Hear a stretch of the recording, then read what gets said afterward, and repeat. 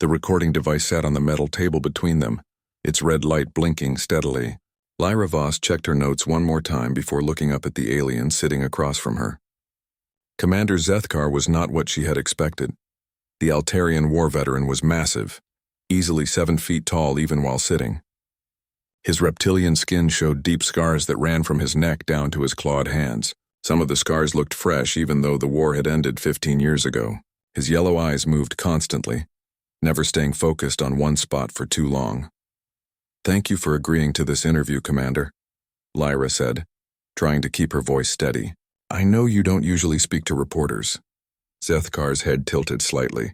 When he spoke, his voice was deep and rough, like gravel grinding together.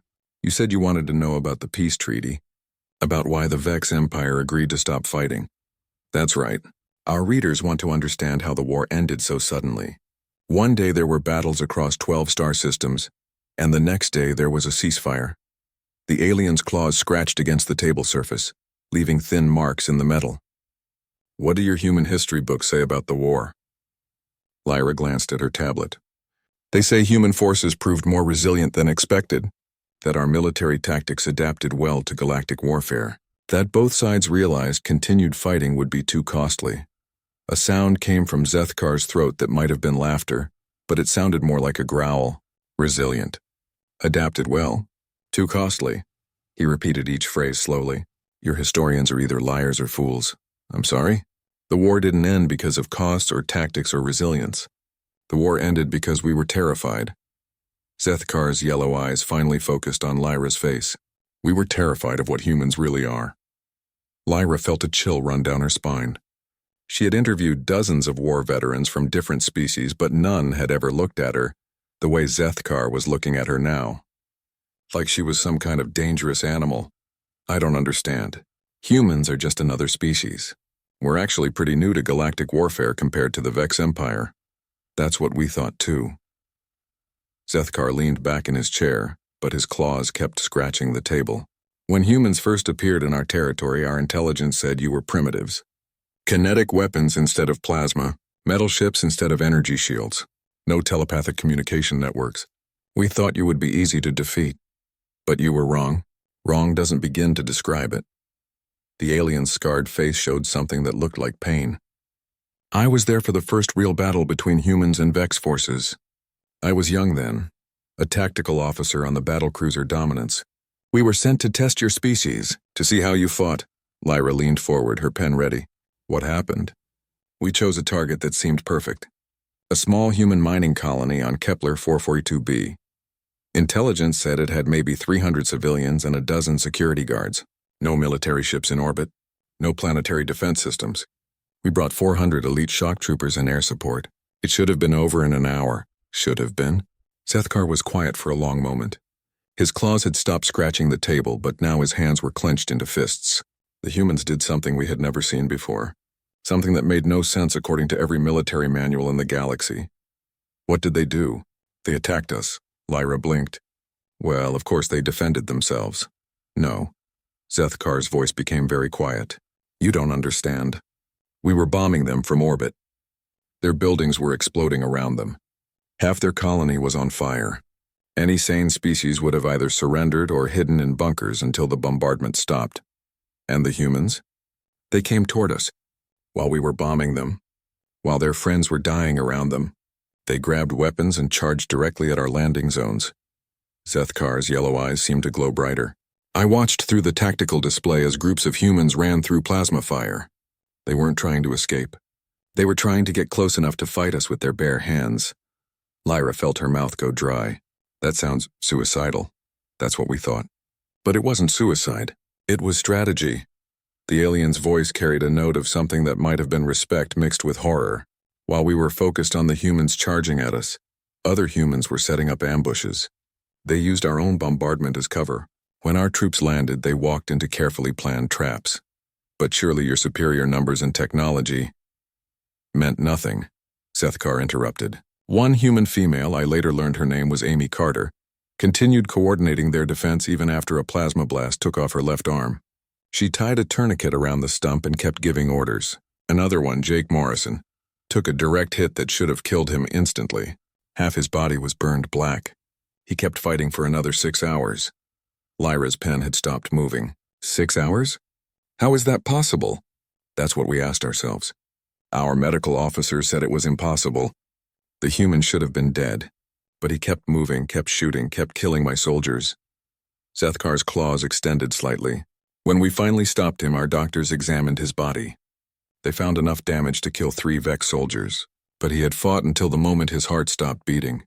Maybe it was just adrenaline or combat drugs, we tested for that. The humans had no chemical enhancements, no genetic modifications, no cybernetic implants. They were just human. The word sounded strange coming from the alien's mouth. After the battle, our commander sent a report to High Command. He said we had encountered a species that didn't understand when they were supposed to die. Lyra looked down at her notes, trying to process what she was hearing. But you won that battle, didn't you? I mean, you took the colony.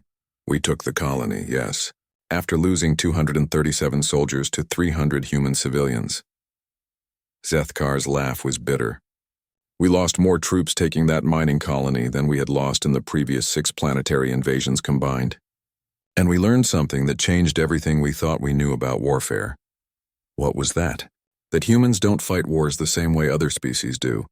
Every other race in the galaxy treats battle as a political tool. You fight until the cost becomes too high, then you negotiate. You retreat when you're outmatched.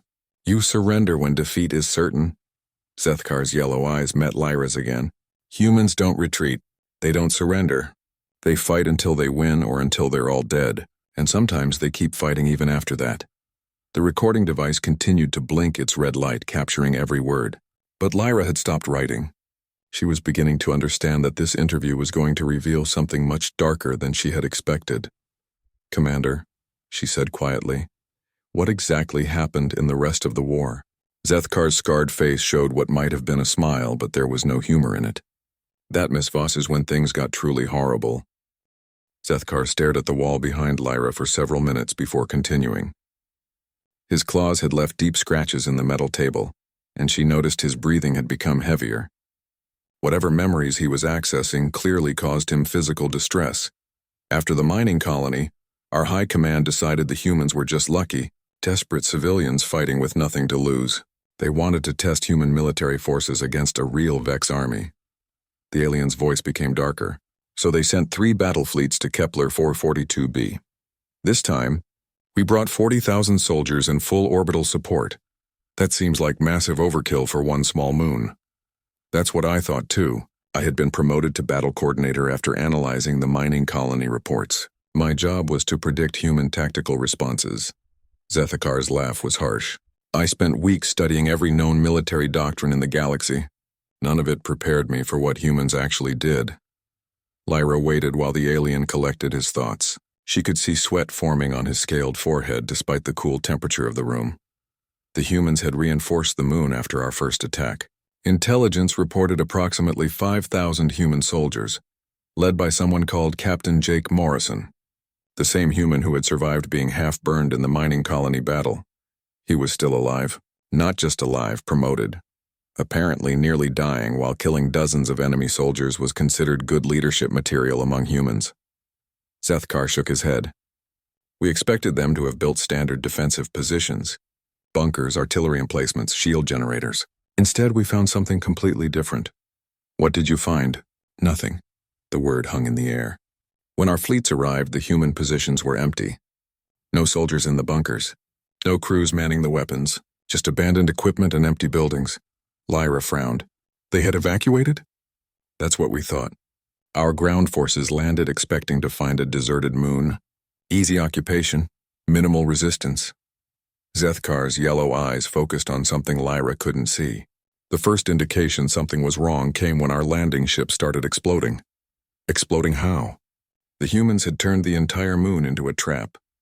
They had planted explosives under every landing zone, programmed automated weapons in concealed positions, set up supply caches that would detonate when opened. The alien's voice became quieter, but that wasn't the worst part. What was worse than that? The humans were still there. They hadn't evacuated. They had gone underground. Zethkar's claws began scratching the table again. Morrison had ordered his troops to dig tunnel networks beneath the surface. Miles and miles of hidden passages. They could appear anywhere, attack and disappear before we could respond. Lyra tried to imagine soldiers living underground for weeks, waiting to ambush enemy forces. That must have been incredibly difficult conditions. Difficult? Zethkar's voice rose slightly. Miss Voss, they had been living in those tunnels for 3 months. No sunlight. Limited food and water. Air recycled through primitive systems. Most species would have gone insane within days. But the humans adapted. They did more than adapt. They thrived. The aliens' expression showed something between admiration and horror. Our thermal sensors detected human body temperatures throughout the tunnel network. But they weren't hiding. They were hunting us. Hunting? Small groups of human soldiers would emerge from the tunnels, attack our patrols, and disappear again. They moved through those underground passages like they had been born there. Our troops started calling them tunnel ghosts. Lyra made notes frantically, trying to keep up with the story. How long did this go on? 6 weeks. 6 weeks of constant harassment. Our soldiers couldn't sleep, couldn't eat, couldn't move without being attacked. Every day we lost more troops to human ambushes. Every night we heard explosions and screams from our perimeter camps. Surely your superior numbers and firepower were useless, Zethkar interrupted. You can't use orbital bombardment against enemies hiding underground beneath your own forces. You can't use heavy weapons in tunnel fighting, and every time we sent troops into the tunnels to hunt the humans, fewer came back out. What happened to them? The alien was quiet for a long moment. When he spoke again, his voice was barely above a whisper. The humans had turned those tunnels into killing zones. Narrow passages where our superior numbers meant nothing. Dead ends with concealed explosives. Flooding systems that could drown entire squads. And the humans knew every inch of that underground maze. This Morrison, he planned all of this? Morrison and his second-in-command, Lieutenant Amy Carter. The same woman who had fought with one arm in the mining colony. She had designed most of the tunnel defenses. Zethkar's yellow eyes met Lyra's. Our intelligence eventually learned that Carter had been an engineer before the war. She knew how to build things. But more importantly, she knew how to make things collapse at exactly the right moment. Collapse? The final battle happened when we tried to flood the tunnels with poison gas. Standard procedure for dealing with underground resistance. Carter triggered charges that collapsed 3 miles of tunnels simultaneously. Zethkar's voice became strained. She buried 500 of our troops alive, along with 60 of her own soldiers. Lyra felt sick. She killed her own people. She killed everyone in that section of tunnel. Humans and Vex together, trapped them under tons of rock and metal. The aliens' hands were shaking now. When we finally dug through the collapse, we found Carter's body 20 feet from the detonation controls. She had been badly injured in the explosion, but had crawled to a backup trigger, made sure the charges went off even if the primary system failed. That's insane. That's what we thought. What kind of species sacrifices its own soldiers just to kill a few more enemies? But then we realized something worse. Zethkar leaned forward. It wasn't sacrifice to them. It was victory. How could suicide be victory? Because they had accomplished their mission. Morrison's orders were to hold the moon as long as possible and inflict maximum casualties on Vex forces. By our standards, losing 60 soldiers to kill 500 enemies wasn't just success. It was overwhelming triumph. Lyra stared at her notes, trying to process the mathematics of it. 10-to-1 casualties in their favor. And they considered those acceptable losses. Zethkar's voice carried a note of disbelief even after all these years. A human commander who lost 90% of his troops while killing 10 times as many enemies would be given medals and promotions. Any other species would court-martial him for criminal incompetence. What happened to Morrison? He survived the tunnel collapse. When we finally took the moon, we found him in the deepest part of the tunnel system. He had been protecting the last group of human civilians with 12 soldiers. Zethkar paused. 12 soldiers against 3,000 Vex troops. That's impossible odds. Morrison held us off for 18 hours. When we broke through his final defensive position, we found him still firing with both legs broken and internal bleeding that should have killed him hours earlier. The alien's voice became very quiet. He asked our medics to treat his wounded soldiers before helping him. Even though he was dying, did he survive? Barely. Our doctors said later that any Vex soldier with those injuries would have been dead within minutes. Morrison fought for almost a full day before collapsing. Zethkar looked directly at Lyra. That was when our medical team started studying human physiology. What they found changed everything we thought we knew about biological limits. What did they find? That humans don't just refuse to quit fighting. Their bodies are designed to keep functioning long after they should be dead. Higher pain tolerance than any known species, cardiovascular systems that can operate with massive trauma, brains that can maintain consciousness even during fatal injuries. Sethkar's claws scraped against the table again. They had evolved to be the perfect soldiers, not through genetic engineering or cybernetic enhancement, through millions of years of natural selection. I don't understand. Every other species in the galaxy evolved from prey animals or pack hunters that avoided unnecessary risks. Humans evolved from persistence hunters, predators that succeeded by never giving up the chase no matter how long it took or how much it hurt. The aliens' yellow eyes seemed to glow. They brought that same instinct to warfare, and we finally understood what we were really fighting, which was a species that treated dying and killing as the same thing. For humans, death in battle wasn't failure. It was just another tactic. The recording device had been running for over an hour, but Lyra barely noticed. She was completely focused on Sethkar's words, horrified and fascinated at the same time. The alien had taken several breaks to compose himself, and she could see that reliving these memories was physically painful for him. After Kepler 442b, our high command made a decision that I now realize was the beginning of the end for the Vex Empire. Sethkar continued. They decided that humans needed to be crushed completely. No more testing. No more small engagements. Total war. What did that mean? 3 full battle fleets. 60,000 troops. Complete orbital superiority. The target was New Portland, a human colony world with strategic importance. The alien's voice became mechanical, as if he was reading from a military report. Population, 400,000 humans. Defenses, minimal planetary shield, small orbital station. Local militia estimated at 12,000 troops. Those don't sound like good odds for the humans. On paper, it should have been the fastest conquest in Vex history. Our fleet outnumbered theirs 50-1. Our troops had better weapons, better armor, better training. Sethkar's claws began their familiar scratching pattern on the table. The siege was supposed to last 2 weeks. It lasted 8 months. Lyra looked up from her notes. 8 months? How is that possible? Because we still didn't understand what humans really are. We thought they were just stubborn fighters. We didn't realize they were something much worse. The alien paused, staring at his scarred hands. They were fanatics, but not the religious kind that other species produce. They were fanatics of survival itself. I don't follow. Religious fanatics fight and die for beliefs. Political fanatics fight and die for ideologies. Human fanatics fight and die for the simple principle that their species should continue to exist. Sethkar's yellow eyes met Lyra's, and they were willing to do absolutely anything to ensure that survival. What do you mean by anything? The siege began normally. We established orbital blockade, eliminated their space defenses, began bombardment of military targets. Standard procedure. The alien's voice became quieter.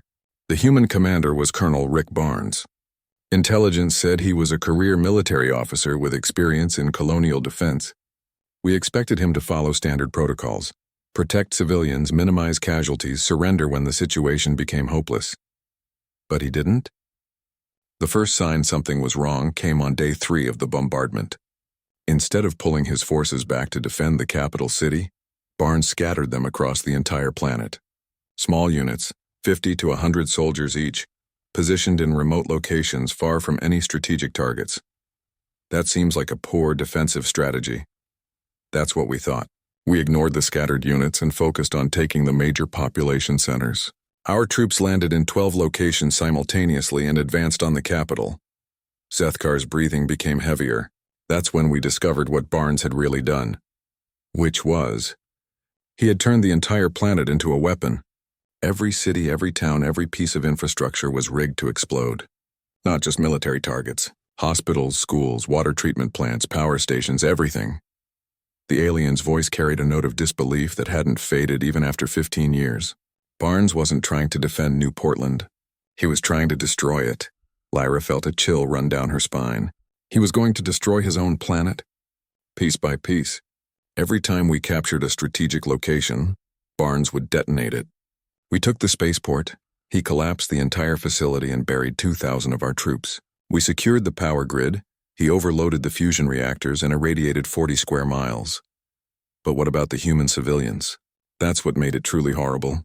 Barnes wasn't evacuating the civilians. He was using them. Zethkar's claws extended slightly. When we took the northern industrial sector, we found that every factory worker had been given explosives, not to fight us with, to destroy their own equipment when we arrived. They were suicide bombers? Worse than that. They were saboteurs who happened to die in the process. There's a difference. The alien shook his head. A suicide bomber tries to kill enemies. These humans were trying to deny us resources. The deaths were just a side effect they accepted. Lyra struggled to write fast enough to keep up. How many civilians died? Conservative estimate? 200,000, killed by their own military's actions. Zethkar's voice became very quiet, and every single death accomplished something tactically useful. Destroyed equipment we needed, eliminated supplies we could have used, removed infrastructure that would have helped us control the planet. That's monstrous, that's what we thought. But then we started intercepting human communications. The civilian population wasn't being forced to participate. They were volunteering. The alien looked directly at Lyra. Entire families would request assignment to destruction details. Parents would bring their children to help plant explosives in their own homes. I don't believe that. I have recordings if you want to hear them. A human mother explaining to her 8-year-old daughter how to trigger the charges that would bring down their apartment building. A grandfather teaching his grandsons the best places to cut support cables in a mining facility. Zethkar's hands were shaking again. They weren't being coerced. They were eager to help. Why would they do that? Because Barnes had convinced them that every piece of equipment we captured would be used to attack other human worlds. Every facility we secured would become a base for further conquest. In their minds, destroying their own planet wasn't just acceptable. It was their duty to the rest of humanity.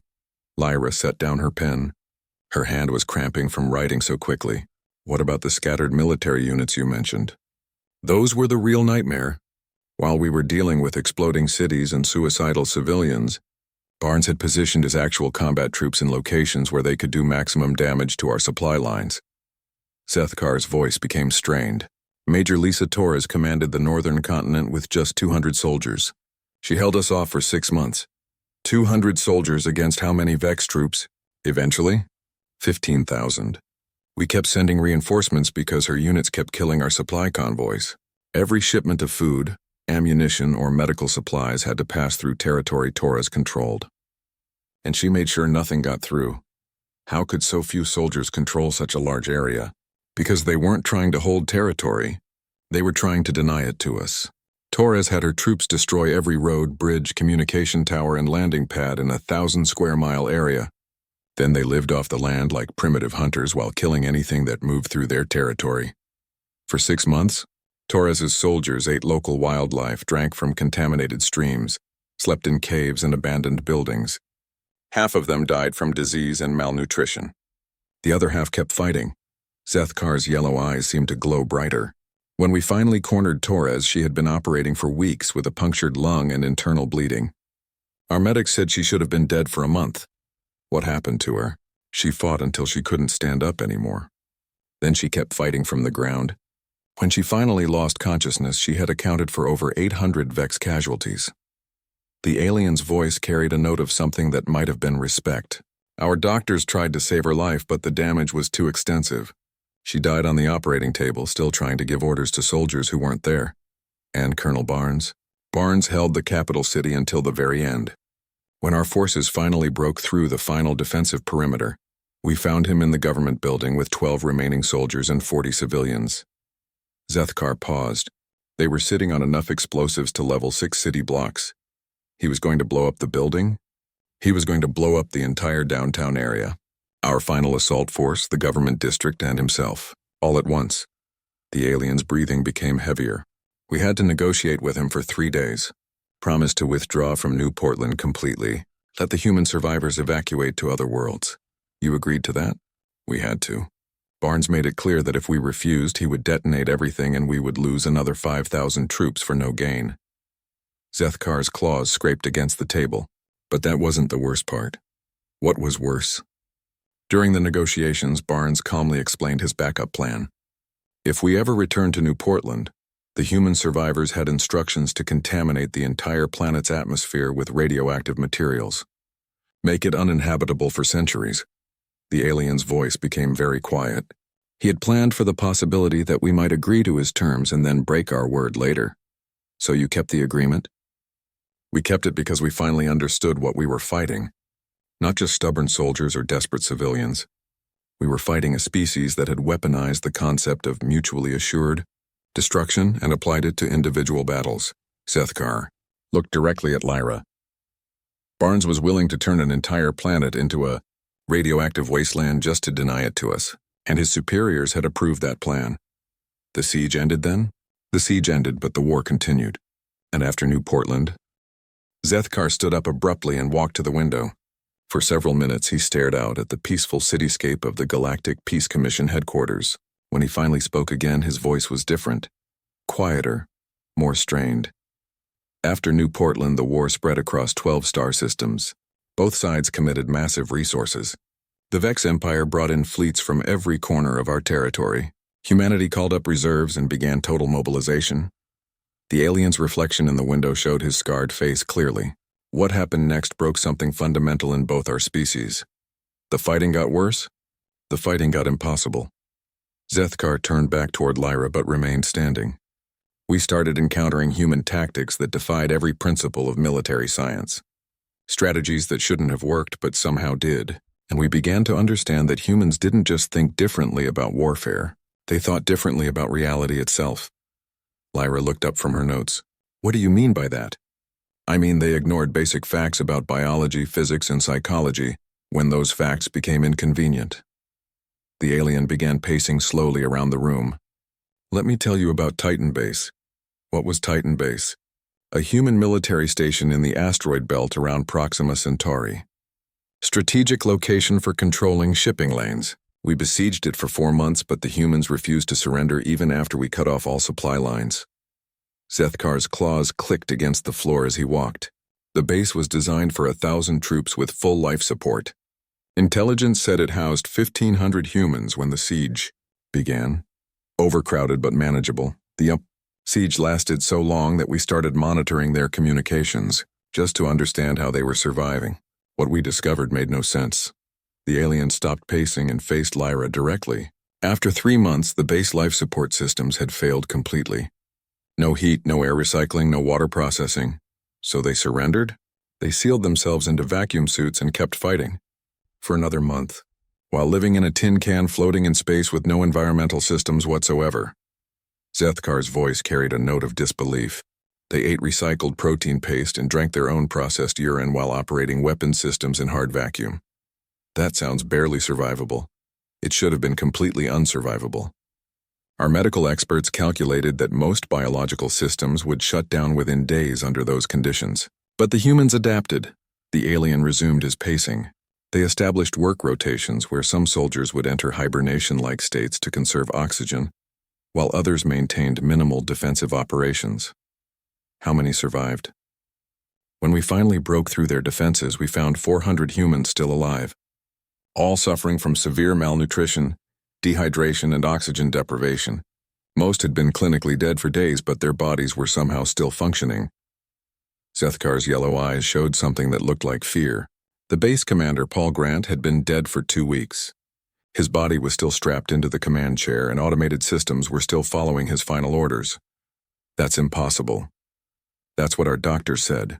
But we had recordings of Grant giving commands for weeks after his biological death. His body had been preserved by the cold vacuum, and his brain had been kept minimally functional by emergency medical systems. The alien's voice became very quiet. He had programmed defensive sequences that continued operating his corpse like a puppet. Lyra felt sick but kept writing. What about the other survivors? Most died within hours of being rescued. Their bodies had been pushed so far beyond normal limits that returning to normal atmospheric conditions killed them. Sethkar sat back down heavily, but before they died, they kept asking about the other human bases. Whether our attack on Titan Base had prevented us from attacking installations with families. They were concerned about other humans even while dying. That's when we realized something that changed our entire understanding of the war. These weren't just soldiers fighting for territory or resources. They were a species fighting for survival itself. Every human we encountered was willing to sacrifice everything, including their own lives, to protect other humans they had never met. That seems noble. Noble? Zethkar's laugh was bitter. Miss Voss, let me tell you about Verdant Prime, then decide if human behavior was noble. What happened on Verdant Prime? Jungle world with a toxic atmosphere. We established a base there to stage attacks on nearby human colonies. Standard procedure. Clear the local area of any threats, set up defensive perimeters, begin operations. The aliens' claws began scratching the table again. The local wildlife was extremely dangerous. Predatory species that hunted in packs. Poisonous plants that could kill with skin contact. Parasitic organisms that infected any warm-blooded life form. Not a pleasant place to fight. We brought full environmental suits and biocontainment protocols. Kept our troops isolated from the local ecosystem. Lost maybe 50 soldiers to wildlife attacks over 6 months. Zethkar's breathing became heavier. Then the humans arrived. How many human troops? 300 soldiers led by Captain Nina Rodriguez. No environmental suits, no biocontainment equipment. They landed in the jungle wearing standard combat gear and immediately began adapting to the local environment. Adapting how? They deliberately infected themselves with local parasites to build immunity. Ate poisonous plants in small doses to develop resistance. Studied the predatory animals and learned to mimic their hunting behaviors. The alien's voice carried a note of horror. Within weeks, Rodriguez had troops who could survive in an environment that killed our soldiers in minutes. That sounds incredibly dangerous. It was suicidal. 60% of Rodriguez's troops died during the adaptation process, but the survivors became something we had never encountered before. Zethkar stood up and began pacing again. They weren't just human soldiers anymore. They were human soldiers who had merged with one of the most dangerous ecosystems in the galaxy. What does that mean? It means they started using the jungle itself as a weapon. Rodriguez's troops would release swarms of poisonous insects into our base camps, guide predatory animals toward our patrols, contaminate our water supplies with toxic plant extracts. The alien's voice became strained. They turned every tree, every stream, every patch of ground into a potential threat. How long did this go on? 4 months. 4 months of constant biological warfare from an enemy that had become part of the landscape. We couldn't bomb them because they moved constantly through the jungle canopy. We couldn't track them because they smelled like local wildlife. We couldn't predict their movements because they were following animal behavior patterns instead of military doctrine. What about Captain Rodriguez? Rodriguez herself became the stuff of nightmares. Our few surviving surveillance recordings show her after 3 months of jungle adaptation. Covered in symbiotic organisms that helped her camouflage. Immune to dozens of toxins that would kill normal humans instantly. Moving through the jungle like she had been born there. She survived the adaptation process? More than survived. She thrived. When we finally located her position and sent a full assault team, we found her commanding operations while suffering from fungal infections that had been eating through her nervous system for weeks. Zethkar's yellow eyes seemed to glow brighter. She was blind, partially paralyzed, and still coordinating attacks that killed dozens of our troops daily. How is that possible? The fungal infection had somehow integrated with her nervous system instead of destroying it. She could sense vibrations through the jungle floor, detect chemical changes in the air, communicate with her troops using pheromone signals that mimicked local wildlife. The alien's hands were shaking again.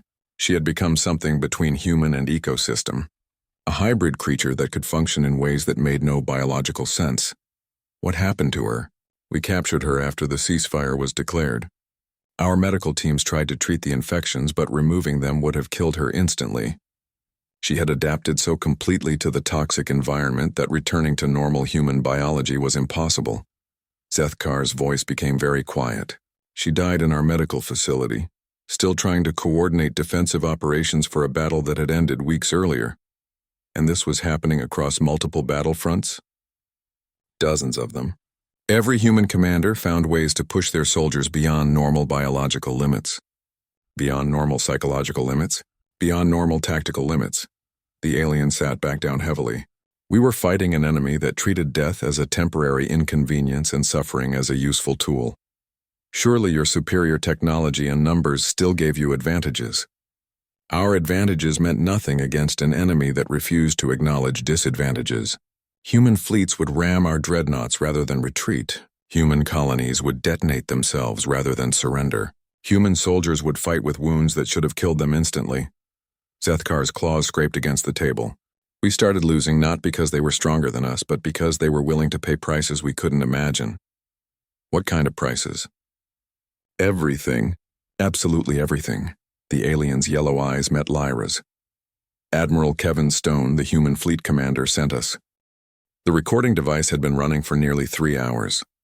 Lyra's hand was cramping from taking notes, and she had filled most of her tablet's memory with the interview. But she couldn't stop now. She could see that Zethkar was finally reaching the core of what he wanted to tell her.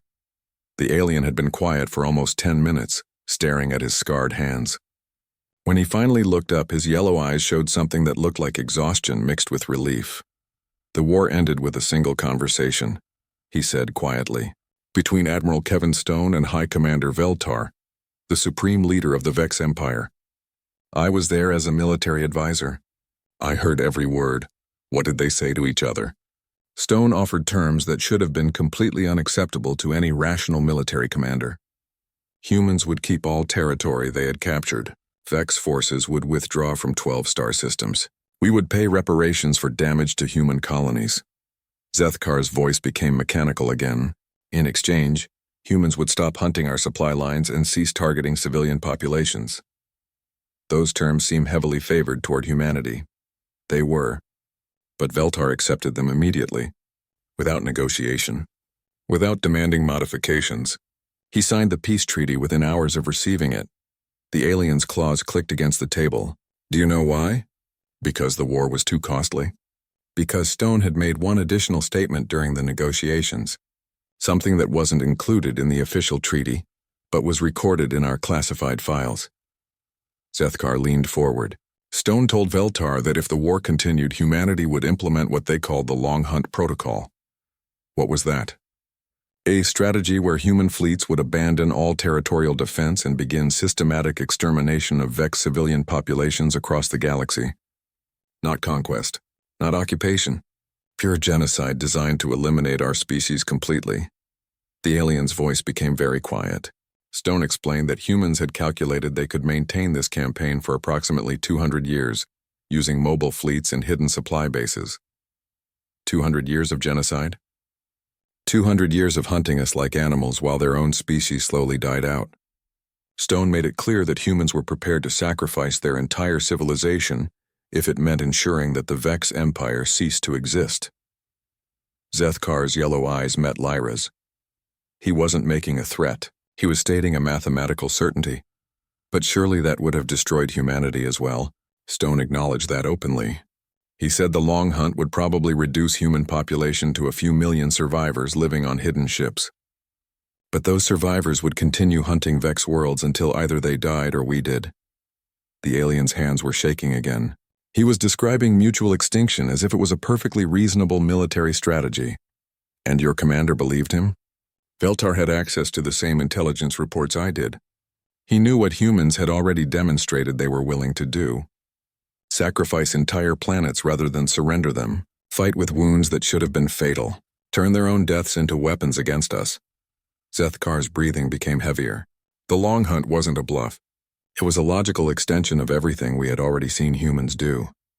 So the Vex Empire chose peace to avoid extinction? We chose peace because we finally understood what humans really are. Not just another spacefaring species, not just stubborn fighters or advanced warriors. The alien stood up and walked back to the window. They are evolution's solution to the problem of survival at any cost. I don't understand what you mean. Every other species in the galaxy evolved from prey animals or social hunters that valued survival above everything else. We learned to retreat when outmatched, negotiate when threatened, submit when defeated. Zethkar's reflection showed his scarred face clearly. Humans evolved differently. They are persistence hunters who succeeded by never giving up pursuit, no matter how long it took or how much it hurt. But lots of species are hunters. Not like humans. Other predators hunt until they succeed or until the effort becomes too costly. Humans hunt until either they succeed or they die trying. There is no middle ground. The alien turned back toward Lyra. They brought that same mentality to interstellar warfare. You make them sound like machines. Worse than machines. Machines can be turned off or reprogrammed. Humans can only be stopped by complete destruction. And even then, the survivors will remember and plan revenge. Zethkar's voice carried a note of something that might have been respect mixed with horror. During the peace negotiations, Stone provided us with historical data about human warfare on their home planet. What kind of data? Conflicts that lasted for generations. Grudges maintained across centuries. Ethnic groups that continued fighting even after their nations were destroyed and their population scattered. The alien sat back down heavily. One human conflict, something called the 100 Years' War, actually lasted for 116 years. Multiple generations of humans lived and died without ever knowing peace. That seems extreme even for humans. That was just one example. Stone showed us records of human groups that maintained active hostilities for over 400 years. Families that passed down obligations to seek revenge from parents to children to grandchildren. Zethakar's claws began their familiar scratching pattern. He wanted us to understand that if we chose continued warfare, we would be committing our species to centuries of conflict with an enemy that would never forgive and never forget. And that convinced your leadership to accept peace? That convinced our leadership that peace was the only rational choice. Not because we couldn't win battles against humans, but because we could never win the war. The alien's yellow eyes seemed to glow brighter. Even if we conquered every human world and killed 99% of their population, the survivors would dedicate their entire existence to hunting down every remaining Vex in the galaxy. That seems like an exaggeration. Stone provided historical precedent. Human groups that were nearly exterminated, but spent centuries rebuilding just to seek revenge against their enemies. Populations that maintained cultural memory of defeats across dozens of generations. Zethkar's voice became very quiet. He showed us records of humans who learned the languages of their enemies, infiltrated their societies, and spent lifetimes planning the complete destruction of groups that had wronged their ancestors centuries earlier. And you believe this would happen to the Vex? We knew it would happen, because we had already seen humans sacrifice everything for abstract principles like honor and duty. If we tried to exterminate their species, revenge would become their religion. The aliens' hands were clenched into fists. Stone made it clear that any attempt at genocide against humanity would create a human culture dedicated entirely to our destruction. They would abandon art, science, philosophy, everything that makes civilization worthwhile just to focus on killing us. So the peace treaty was really a survival strategy? The peace treaty was an acknowledgement of reality. We could fight humans and eventually win through superior numbers and technology, but the cost would be the complete destruction of both civilizations. Zethkar looked directly at Lyra. Or we could choose peace and allow both species to continue existing. That seems like wisdom. It was necessity disguised as wisdom, because the alternative was unthinkable. The alien's voice became strained. Do you know what Stone's final statement was during the negotiations? What did he say? He said that humans preferred peace because it allowed them to focus on exploration, science, and cultural development. But if forced to choose between peace and extinction, they would choose mutual extinction every time. Zethkar's yellow eyes met Lyra's. He wasn't making a philosophical statement. He was describing a fundamental aspect of human psychology. You really believe humans would choose mutual destruction over surrender? Miss Voss, I spent 3 years fighting humans across dozens of worlds. I watched them sacrifice everything they claimed to value just to prevent us from achieving our objectives. The alien's scarred face showed what might have been fear. They destroyed their own colonies rather than let us capture them. They killed their own civilians rather than let us use them as hostages. They turned their own deaths into weapons against us. But surely self-preservation is a universal instinct. For individuals, yes. But humans don't think like individuals when their species is threatened. They think like cells in a larger organism. Each one willing to die if it helps the organism survive. Zethkar's claws scraped against the table, and they defined survival very specifically. The continued existence of humans somewhere in the galaxy, under human control, following human values. That sounds almost like a collective consciousness, not consciousness, instinct. An evolutionary imperative that overrides individual self-preservation when the species is threatened. The alien stood up slowly. Stone explained it using a concept from human biology, autoimmune response. When their species is attacked, Individual humans become like white blood cells willing to sacrifice themselves to eliminate the threat. And you think this makes them uniquely dangerous? I think this makes them uniquely terrifying, because it means there is no way to defeat humans without completely exterminating them. Any